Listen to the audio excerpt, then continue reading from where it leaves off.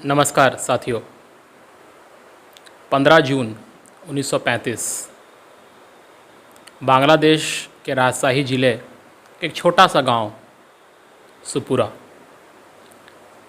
जहां शिवेश चंद्र और माता रेणुका देवी के घर में एक लड़के का जन्म हुआ। उन्होंने उस लड़के का नाम रखा अरुण।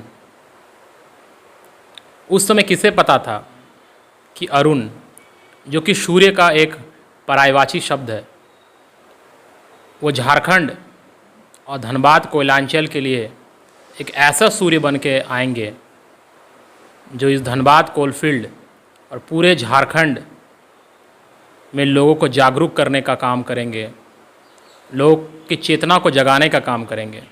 जी हाँ साथियों, हम लोग बात कर रहे हैं अरुण कुमार राय यानी कॉमरेड ए.के. राय या रायदा के बारे में, जिनका नाम लेते ही मन में एक ऐसी भावना उत्पन्न होती है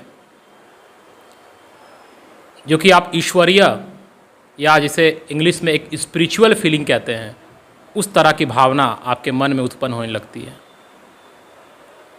आज राय साहब हमारे बीच नहीं है। उनके बारे में बहुत जगह पे बहुत सारे लेख लिखे गए हैं, बहुत लोगों ने उनके बारे में बहुत कुछ लिखा, पढ़ा, सुना। मैंने भी उनके बारे में बहुत कुछ लिखने, पढ़ने और समझने का काम किया।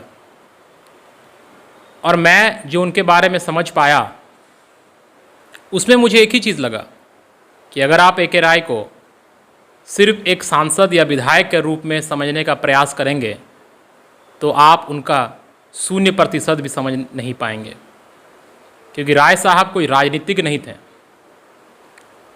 वो एक ऐसे समाज सुधारक थे जो समाज में उन चीज़ों पर वार करते थे जो हमारे समाज को हर तरफ से जकड़ के रखा हुआ है, चाहे वो अशिक्षा हो, चाहे वो शराबखोरी, जमाखोरी हो, महिलाओं का उत्पीड़न हो, या माफिया के द्वारा समाज के जो निम्न वर्ग के लोग हैं उनका शोषण हो।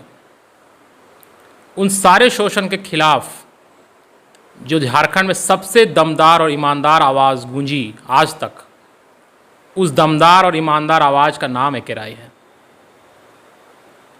जब किसी गांव में किसी तरह का शोषण हुआ और जब गांव वाले एकजुट होकर उस शोषण का विरोध किए, तो उस विरोध की आवाज़ में ए.के. राय हैं।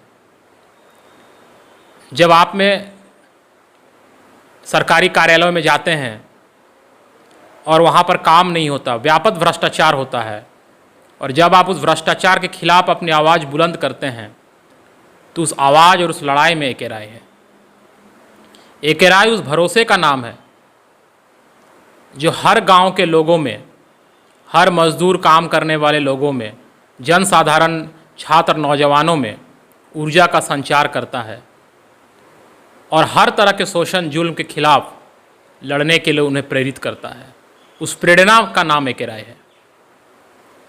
राय साहब झारखंड में किसी पद पर नहीं रहे, ना वो मुख्यमंत्री के पद के लिए कभी इच्छुक हुए, ना किसी और मंत्रालय के पद के लिए, क्योंकि इन सारे चीज़ों से वो मुक्त थे। उन्होंने अपना जीवन किस तरह बिताया ये बोलने की मुझे ज़रूरत नहीं है। हर इंसान ने, झारखंड में रहने वाले हर लोगों ने उनकी उस जीवन शैली को बहुत करीब से देखा, उसे समझने का प्रयास किया। बहुत लोग आश्चर्यचकित हुए कि 3-3 बार के विधायक और 3-3 बार के सांसद इस तरह के जीवन जीते हैं, और ये काम सिर्फ कॉमरेड ए.के. राय जैसे एक व्यक्ति ही कर सकते हैं। इसलिए मेरा मानना है कि ए.के. राय बनना मुश्किल ही नहीं, असंभव है। आज के इस दिन जब राय साहब का आज जन्म दिवस है, इस मौके पर आज राय साहब मुझे बहुत याद आ रहे हैं, क्योंकि आज हमें सच्चा रास्ता दिखाने वाला, ईमानदारी के साथ लड़ाई करने वाला और जनसाधारण मनुष्य की आवाज़ को संसद से लेके विधानसभा तक मजबूती से बुलंद करने वाला कोई शख्सियत हमारे बीच नहीं है। आज भरोसा नहीं होता कि आज हमारे लिए, हमारे छोटी छोटी ज़रूरतों के लिए, हमारे ऊपर हो रहे शोषण के खिलाफ कोई ईमानदार आवाज़ आगे आएगा और लड़ाई करेगा। बट राय साहब एक आशावादी इंसान थे।